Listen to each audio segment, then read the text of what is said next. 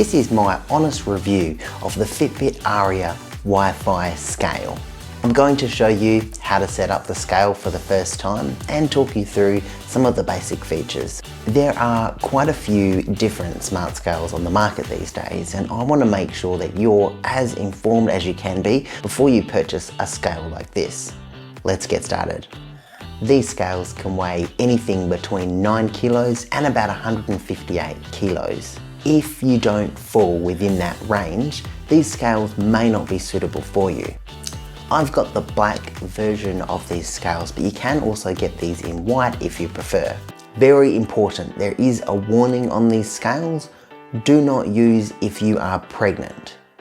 Do not use if you are a child, and do not use if you have a pacemaker or some type of medical device. The front of the scale is made out of shiny glass with some styling. You've got the Fitbit logo here at the bottom, and in the middle the LCD display has a metal ring around it. The back of the device has a bumpy hard plastic base, and each corner of the base has a small foot to keep the device flat and stable. Inside of the battery compartment, this device takes 4 AA batteries, and these are included in the packaging. The set of AA batteries for these scales should last about 1 year. If you have a look at the features list at the back of the box, this scale is advertised to measure 4 things: lean mass, weight, body fat, and BMI. Once I set up the scale and did a weigh-in, the scales were only showing me 2 readings, weight and body fat percentage. When going into the app, if you click on a specific button, you will have the option to view your BMI, but I couldn't find the lean body mass being recorded anywhere in the app. Some of the other smart scales you can buy will show you a whole range of different measurements, like your muscle mass, the water percentage, your visceral fat. While these are in theory helpful, to be honest, it's more marketing fluff than anything else. In general, the stats that you really care about are your weight and your body fat percentage. These scales will measure those for you.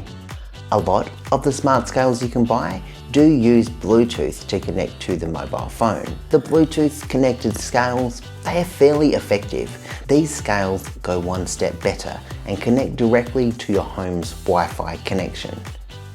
This means you don't have to have a mobile phone nearby when you're using the scales, and you don't even have to have a mobile phone at all to set these scales up. I tried to set these scales up using the Fitbit app, but it didn't work very well. My recommendation is to set this up using the web link. I'll show you how to do that now. First of all, open a web browser and navigate to the following web page. I'll put a link in the description below. Set the scale down on a hard floor and make sure you're close enough to your router to get a strong Wi-Fi signal. Remove one battery and wait 10 seconds before reinserting. Flip the scale over and you should see a message that the setup process is now active. The scales will then broadcast a Wi-Fi connection for your computer to connect to. Jump into your Wi-Fi settings and connect to the scale. Once you have connected the Wi-Fi, just follow the on-screen prompts and this scale will be on your Wi-Fi network in no time at all. The way this scale works to measure body fat is it uses a technique called bioimpedance analysis. Basically, it's sending up electrical currents up through your body to measure how quickly it takes for that current to come back to the scales. It uses that small electric current to take its measurements. In order for this to work properly, you do need to have bare feet. If you do use these scales without bare feet, it'll just only record your weight. You know, some scales, before you step on them, you have to wake them up by tapping or pressing on the scale to have it turn on before you step onto the scale. That is not the case with these. You can step straight onto the scale and it will start to measure your weight straight away. This is handy and convenient. It's just an extra step that you don't have to do. Using the Fitbit app, you can change some of the settings, like the weight measurement unit. You can change this from pounds to kilograms or stone. What you can do with these scales is you can set up different users, and in theory, the scale should automatically tell which user has jumped on the scale and then send the data from that weigh-in to that user's account. This won't work as well if you have two users who are similar in weight. In this scenario, when you do a weigh-in, you will need to make sure your name is selected before the information is sent, and you can change that easily by tapping on the scale. Once the weigh-in is complete, you'll see that the device is uploading your data, just like this. Once completed, a tick will appear on the screen, confirming that the upload was successful. Then you can jump into the app and track your progress to see how much weight you've gained or lost over a period of time. If you're using a Fitbit watch or fitness tracker and you use that to track your daily steps and activity, these scales are going to fit really well into your daily routine, because you just go to the one app and you'll be able to see all of your data in the one location. Everything that I've mentioned so far about these scales has been pretty positive and they work really well. Just a couple of things that aren't so great with these scales, and the first one is the glass surface. When you first get it, it's nice and shiny, but quite quickly over time, this will get fingerprints on or toe prints and it won't look as good. If you want this scale to look nice and shiny, you will need to regularly clean the scale, otherwise it'll end up looking something like this. Another negative is accuracy.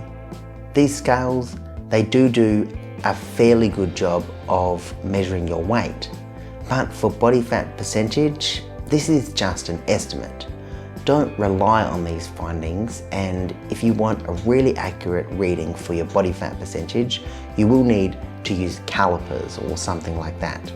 This isn't a criticism of these scales as much as it's a criticism of smart scales in general, because all smart scales, they work the same way. And it's not that accurate. It's just an estimation, but what you can use this body fat percentage for is to track your progress over time.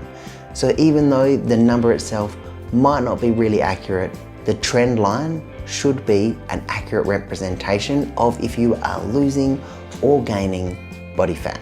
Personally, I think smart scales like these are fantastic. They're convenient and easy to use, and it's great for keeping track of your progress over time. What I like about these scales specifically is that they connect using Wi-Fi instead of Bluetooth like a lot of other competitors. I think this is a lot better because it doesn't rely on a connection with your phone. If you are interested in some of those Bluetooth smart scales, I've done some reviews on those. I'll pop the videos up on the screen now. I appreciate that you watched this video and I hope you found it helpful. If you did, please consider subscribing and I'll see you in the next video. Cheers.